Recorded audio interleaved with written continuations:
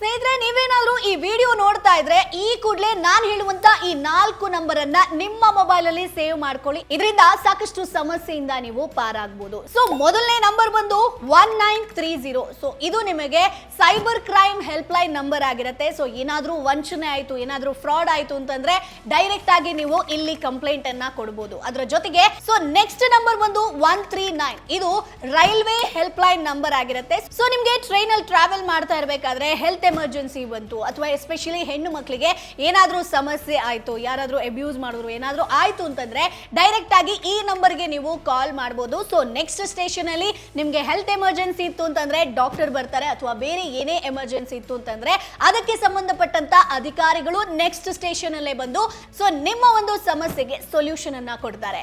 ಇನ್ನು ಮೂರನೇ ನಂಬರ್ ಬಂದು 1915. ಇದು national consumer help line number ಆಗಿರುತ್ತೆ. ಸೊ ನಿಮ್ಗೆ ಆನ್ಲೈನ್ ಅಲ್ಲಿ ನೀವೇನಾದ್ರೂ ಪ್ರಾಡಕ್ಟ್ ನ ಬುಕ್ಕಿಂಗ್ ಮಾಡ್ಕೊಂಡಿರ್ತೀರಾ, ಅದು ಫ್ರಾಡ್ ಆಗಿರುತ್ತೆ, ರಿಫಂಡ್ ಆಗಿರೋದಿಲ್ಲ. ಸೊ ಇಂತಹ ಕಂಪ್ಲೇಂಟ್ ಗಳನ್ನ ಇಲ್ಲಿ ನೀವು ರೈಸ್ ಮಾಡಬಹುದು.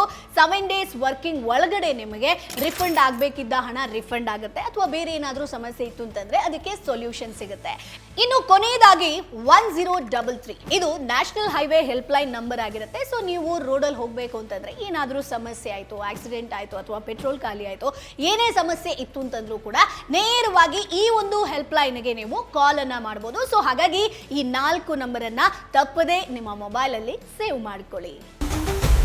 Boss Vala, B the boss.